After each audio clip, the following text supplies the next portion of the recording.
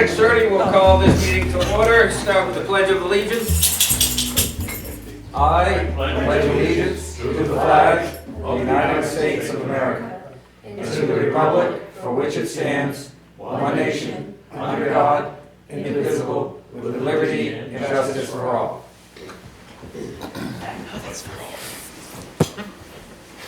And we'll start with department heads. We are plugging along as usual. The pavers are coming tomorrow to do the patchwork. And that's about it. We're just nearly getting ready for winter. We've got a little bit left to do on the roads to get through winter. We got some dirt piles to pick up and a little more ditching to do, and hopefully we'll get that in before snow flies. You replaced some culverts recently? No? No?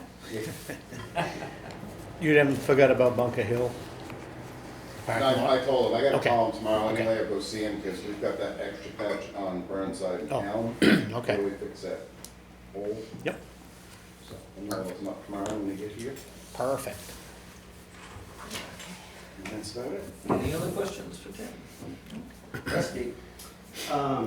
Lots going on, but we're in pretty good shape heading into winter, which makes me happy. We spent the last 2 days, Rob and I, cleaning out the MSW compactor.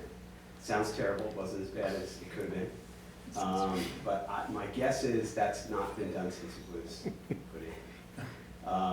And everything that was in there that was backed up was kind of like cement. And so, took two of us, like I said, about 2 days, but we got through it. And the good news is nothing was bad when we got to the bottom of it. Ram was okay, the hoses were okay, everything. But going forward, if we do have any problems, now we can get to it. Which was the service company's problem, is they said if you have any malfunctions in this equipment, I can't see it. So that's taken care of. Anybody that's been in and out, we've got a lot of compliments on the tire barn actually having a roof on finally. It's about half full, so I'm hoping we can hold off on an unload of tires until the first of the year, but I don't know, it's fall. We're gonna have a lot of them coming in, so we may end up having to send out another load with that BDS. The last thing I have is, I have a proposal to get rid of recycling our low grade and mixed paper. And this is something we've had our eye on for a while. I know in the past, like during COVID, they had kind of stopped doing this because if you have any type of paper that's kind of nasty, so this type, what we send out a year winds up being about 2 loads, and we just take a beating on it for several reasons. One is it's very labor intensive to sort. It's hard to get the public to understand what they can throw and what they can't. So we get a tremendous amount of time in it. And on top of that, we don't get any return out of it. So at its peak this summer, when I was brokering with 2 of the companies, we were at about 65 a ton. That's fallen down now to about 40 a ton. And 2 of the recyclers have stopped taking it. And this happens, as the markets go down. The problem is, about 4 years ago, China stopped taking everybody's recycled paper. So the markets kind of crashed. Nobody here really handles this much. So we're stuck with bales sometimes that we have 16 or 17 hours of labor time in them, and we end up throwing them away because there's no market to get rid of them. So to me, the way to do this would be just end this part, which is painful, and use that labor time towards more productive recycling activities instead of this. I have checked around with other towns. The majority of towns have already done what I'm proposing. They've just gotten rid of it. Whitefield is all but stopped. Franconia has stopped.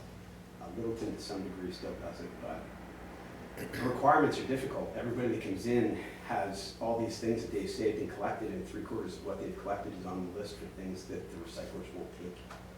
So we end up that's where our time comes in. We end up having to sort everything out to try to get rid of it.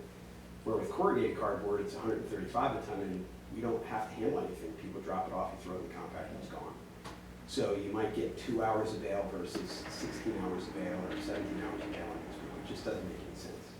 So backwards. So what I'm proposing is in a month's time, after some communication, we basically end mixed paper. We will continue with newspaper.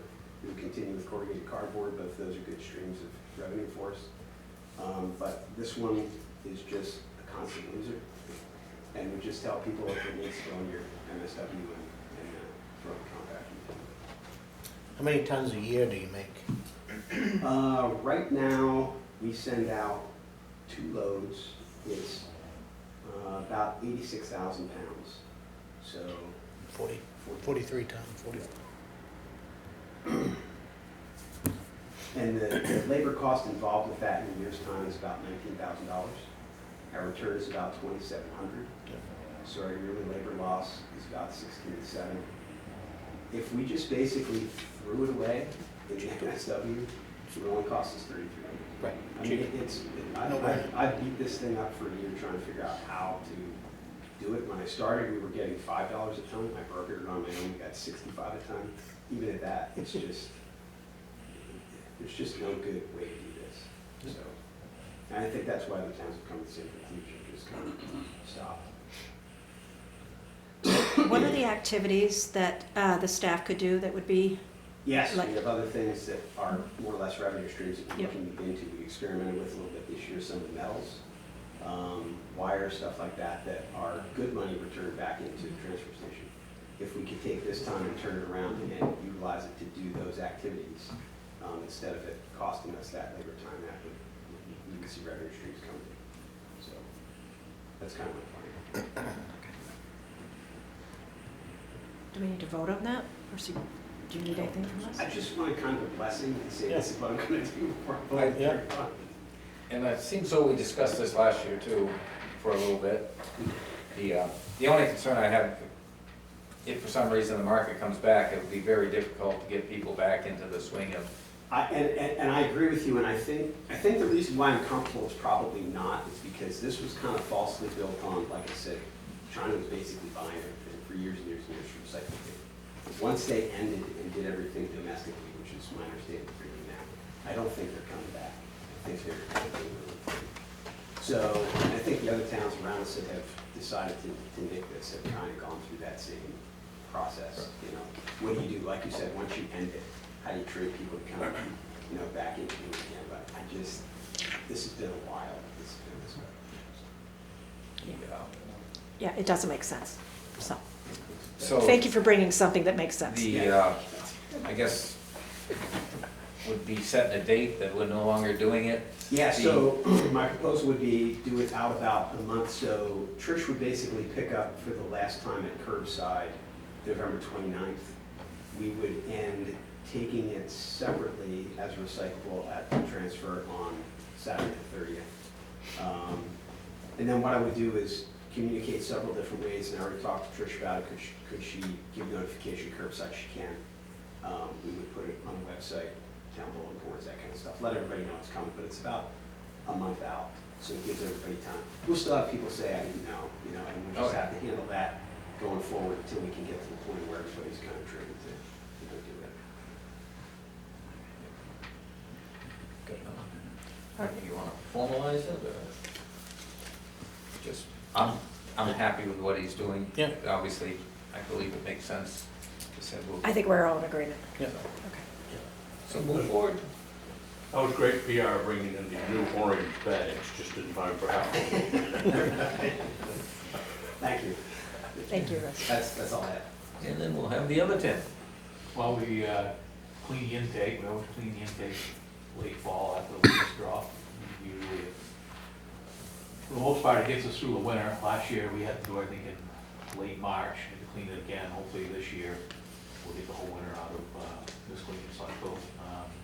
We got a filter bed that we got to clean as well, but we got to replace all the lights in the filter bed because they're not working. So we've got all the lights, we're going to be changing them out. Water meters are done, repaired for another 6 months.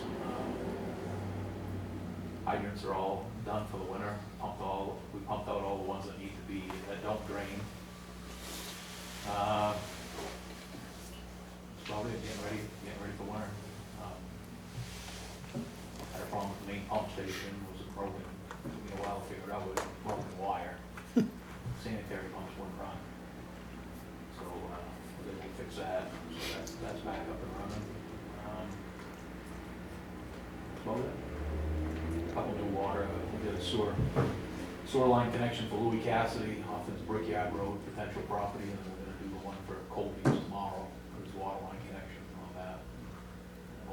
that's it for the non-emergency excavation till spring. How are you doing with filling your position? Do you have some applicants? We have 2. Applicants. You moving forward with interviews or? Well, we've been pretty busy the last few weeks, so I haven't had time really to set up interviews. Jessica's offered them probably 3 or 4 times if I wanted to set up interviews. I just haven't had the time to sit down and do it, so probably, before next week or 2, I guess we could probably bring these 2 people in. Just see what they have to offer. That's terrific. Good. Thank you. Anything else? Do you have any other department heads? Rob, do you have anything? This Wednesday, after the department head meeting, we'll be having, it was scheduled as a safety meeting, but we're gonna go over the master plan chapter for community facilities. I'll also be handing out sign-up sheets at that time for the one-on-one for the departments for CIP work. So, I mentioned last time that would be the off Wednesdays, from department heads. The Causeway project has, bids that came in. Before we were coming to this meeting, we were talking about possibly reaching out to maybe some engineers or retired personnel that's worked in the industry to help us do the bid tabulation. So I have a list of about 4 people right now that I'll be reaching out to. Jessica and I met with Northern Forest Center to, possible collaboration on some projects in the future relating to even recreation or just kind of the more downtown exposure, like the wayfinding project. I've spoken with, Underwood will have their report done. They will be here in front of the board to present on it at your December 4th meeting. Fidium on the broadband Yeah. is scheduled just on your second meeting in December. So they'll be presenting to the public on how that is all rolling out. The last thing is, I haven't chosen a speaker, but conservation subdivision outreach. What I'm thinking about this, and I just kind of want to bounce it off you, is to have it at a selectmen's meeting because it is recorded and uploaded and people can see it online. Otherwise, we can try to do the same thing at a planning board meeting, but it's, the timeline's getting compressed, so it might be better off being at a planning board and just making sure that it's in the papers and advertised properly. I'm finalizing the DERA grant paperwork. I need to basically have a certification that we're doing the 2-for-1 trade and get that into them tomorrow. And then the rest of it is what they call desktop questionnaires for all of the grants that we've been doing, and that is updating them on our internal policies, what we have and what we don't have. So that's where I'm at right now. Okay. Anything else for Rob? Seeing none, we'll move on. Any appointments? No appointments. No public hearings. Review the minutes from the October 21st, 2024 meeting. I make a motion to approve the October 21st minutes as presented. I'll second it. Motion and second to approve the minutes from the October 21st, 2024 meeting. Is there any further discussion? Seeing none, all those in favor signify by saying aye. Aye. Looks like we have various paperwork to sign. Yeah, there's actually 3 intents to cut, one at tax map R0959-0, another at R0951-0, and then one at R16 lot number 34.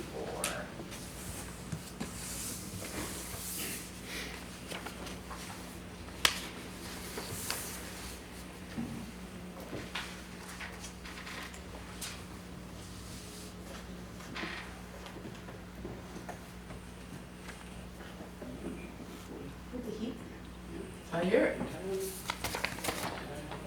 There is hope. That's the sound of the heat. Yeah. I used to think it was Tim Brown snoozing. I thought it was Rosa.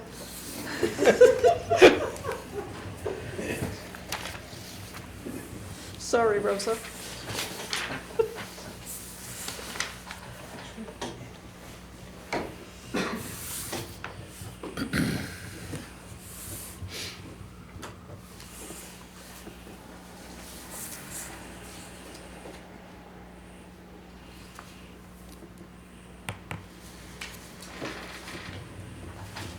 There's also an abatement for a billing error for 8 Mary Elizabeth Lane.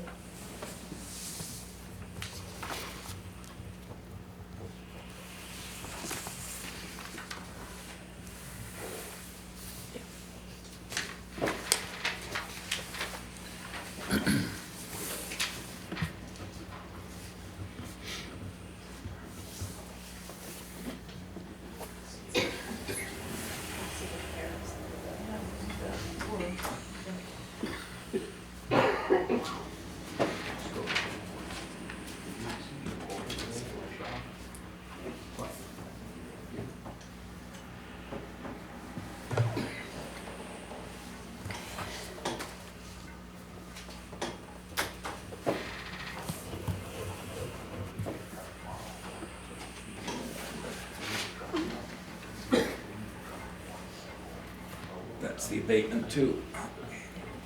So new business, we have the bids for the Causeway Street project. Looks like we got 3. Yeah.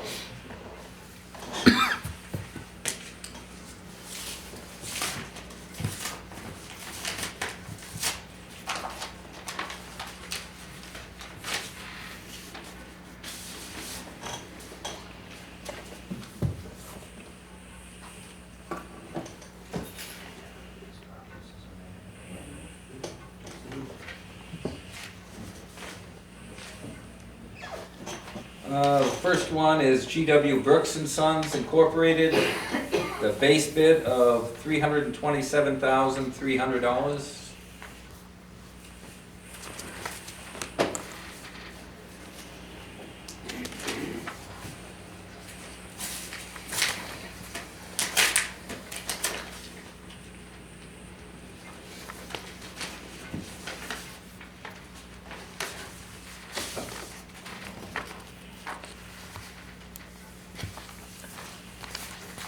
One is RWN Incorporated.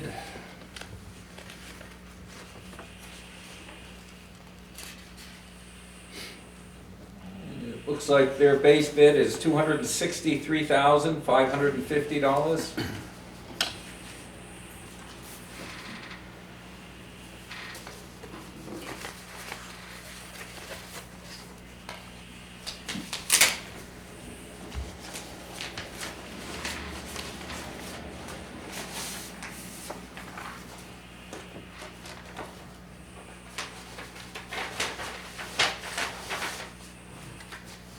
Other one is from P&R Excavating. And that one looks like it's $183,232.13.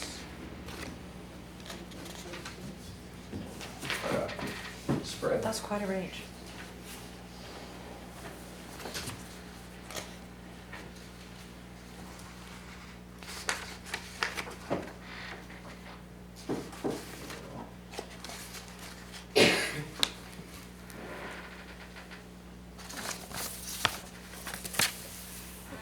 The plan for tonight is we did open them, but we are not planning on awarding that bid. Obviously, there's some research we gotta go into to make sure that everything that we were expecting is in them. And we'll probably deal with that either at the next selectmen's meeting or so. But those are the 3 bids that we have. So Robin, how does this tie back to the 4 people you were talking about to help us review these bids? Right, because there's not a design, engineered design. It was fairly broad, in its explanation of what needed to be done. Although everybody got the same information, there were still some unanswered questions from the Bureau of Rail and Transit about how they wanted to have water lines going under. So basically, we just want to make sure that we are comparing apples to apples, and then maybe, you know, whatever there are add-ons, we can separate so that we can see how much that added to the base. And we're on track still for being in contract with somebody by end of year? Should So be. that we're not, We should, if we get some assistance with this, I think that we could ask, you know, award and then get it signed by the end of the year. great. So this will be on the next agenda. So it sounds like. Future agenda, yes. Yeah, And I think I think we're Future gonna, agenda. we're relying on 4 individuals at this point in time, so it may need. Might be December 4. Correct. yeah, Got it. Okay. and they're all aware of the. They're all aware of the deadline. Of the contract. Okay. Great. Okay. Thank you. Then we'll move on to other business. Any other business? No? On to old business, which is appoint a representative for DARA grant agreement. So we're looking for a motion to authorize me as the Diesel Emissions Reduction Act DARE grant agreement with the Department of Environmental Services Air Resources Division. So we have to say those words in our motion Probably the DARE grant agreement. so that we do not mess this up and have to come in again. I will make a motion to authorize Jessica Sear to be the Town of Lancaster representative and to execute any documents necessary for the Diesel Emission Reduction Act grant agreement with New Hampshire DES. I'll second it. All right. Motion and a second to appoint Jessica as the DARA grant agreement representative. Any further questions? Seeing none, all those in favor signify by saying aye. Aye.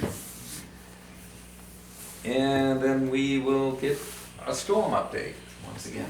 There's a lot of it, so the paving's out, damaged culverts were replaced, and we closed out necessary DES permits by completing wetlands completion of construction notice and certificate of compliance forms for each culvert, so we're doing what we said we were going to do with the state.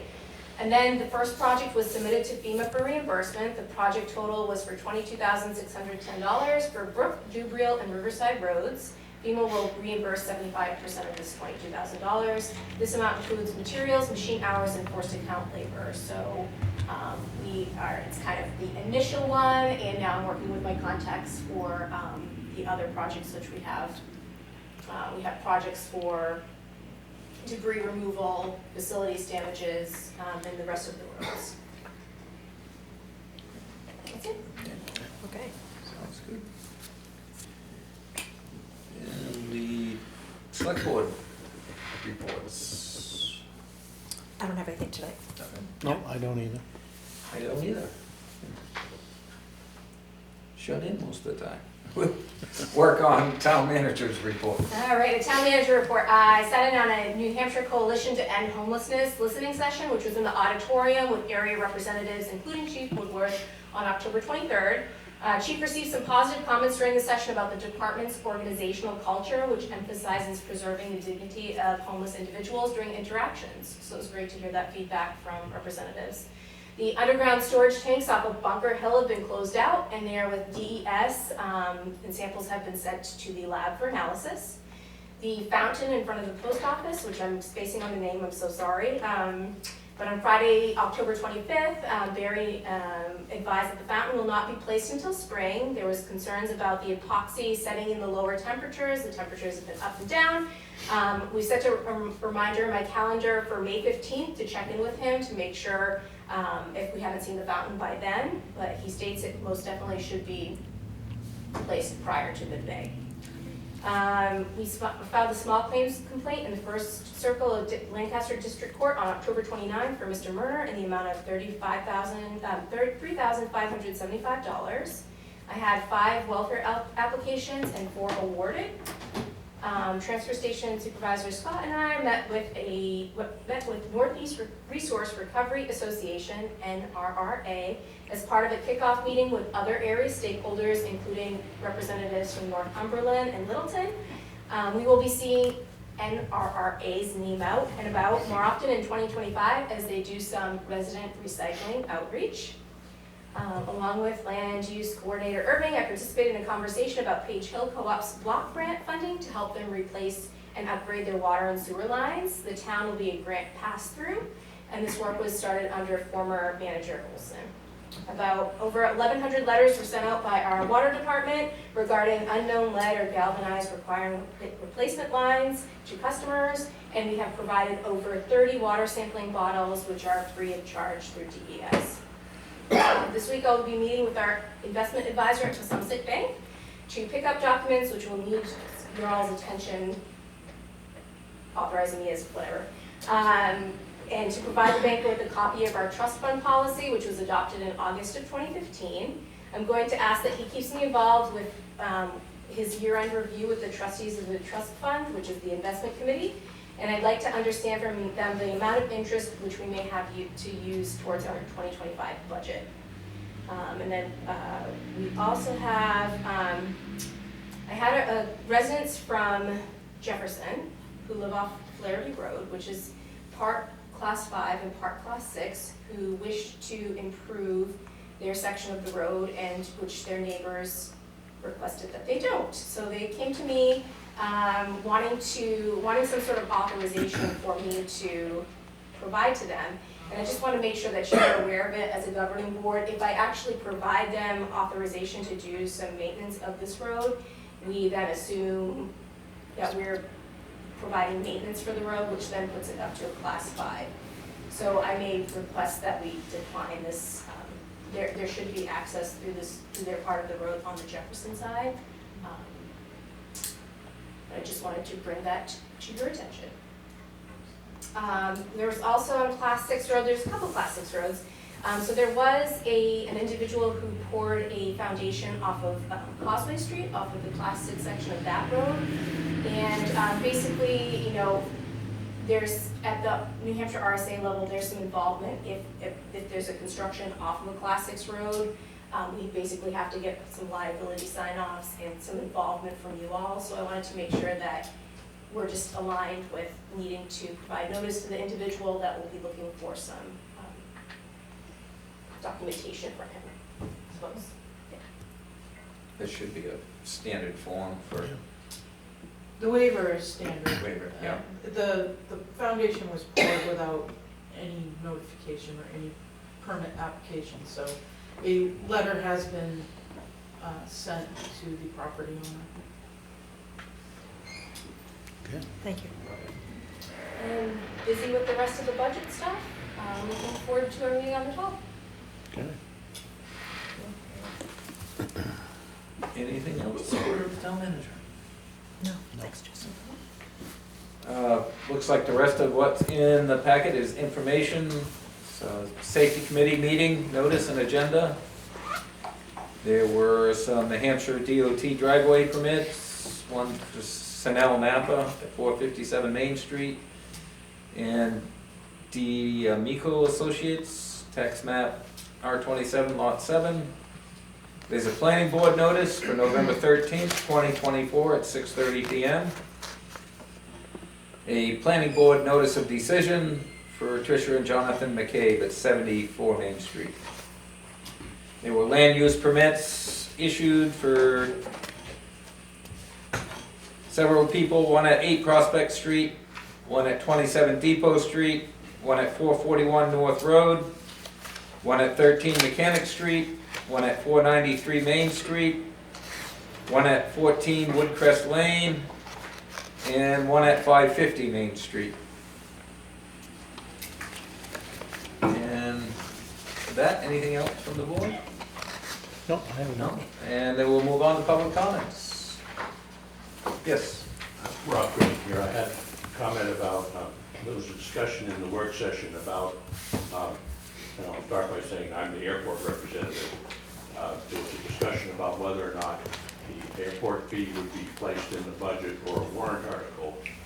And legally, the budget committee, the select board and the town have no influence over the budget committee. They're a separate legal entity.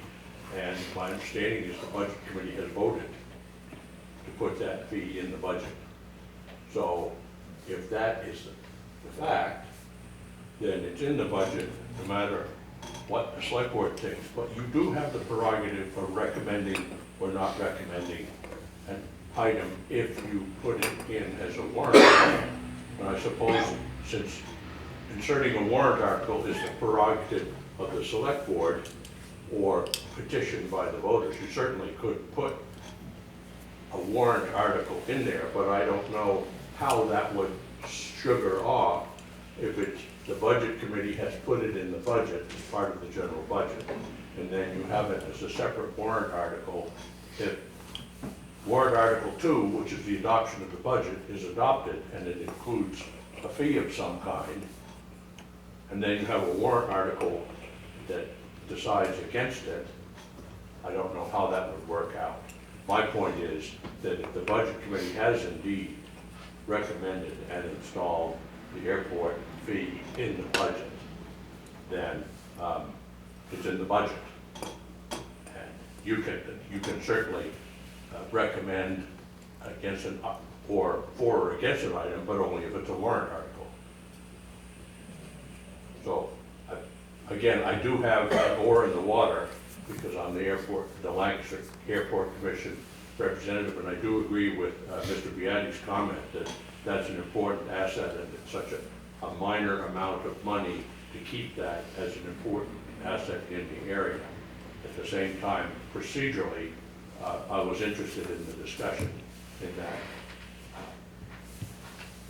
I don't know where you would come out. I thought Kathy Jean said that there needed to be a warrant article because if we didn't do that, we would be taking away the prerogative of the voters in the past. I want to clarify, I was not saying it had to be. I was asking that we talk to a municipal attorney to learn whether it's the budget committee that puts it in to the budget and whether or not we recommend that it has been a warrant. Let me finish, Rob. Seriously. I'm a hoarder, I apologize. It has been a warrant article for quite some time. I don't want it to look like to the public that we are trying to hide something from them. I suspect the budget committee, many of us would want the airport to continue on, but I want to make sure that any decision that is made, that it has been, this is important, that we do not do something against the will of the people. So I asked for a recommendation from an attorney. I'm not saying it has to be a warrant article. So I want that on the record. Thank you, Zach. Anyone that's watching, Rob tried to put words in my mouth. I did not say that during the work session. Well, I'm sorry, maybe I got the wrong impression, but I do want to point out that the budget committee is a creature of the legislative body, and if they vote to put something in the budget, you can't tell them to take it out or not do it because you're part of the governing body, and there's a legal separation. So it's something to think about when you decide what to do. I'll speak from experience on the budget committee. I would have hoped that when I was on the budget committee that someone would have gone to an attorney if we were thinking about making that type of decision, and that someone would have made sure it had the back of the budget committee before they made a decision against the will of the people. That's a good point. I'm not against the will of the people, but my understanding of what the budget committee felt was that it was a good idea to fund the airport commission, and they thought it was appropriate to include it in the budget for all of the reasons that have been described.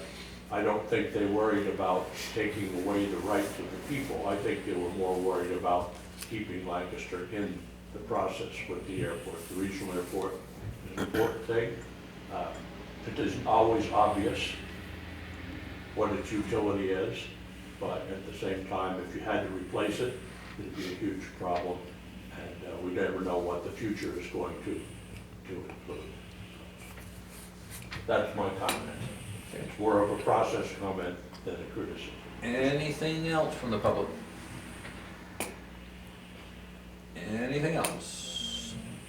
nothing, entertain a motion? I make a motion to adjourn. I'll second. Good motion and a second to adjourn. Any further discussion? Seeing none, all those in favor signify by saying aye. Aye. All right. Sweet. I locked the door. It is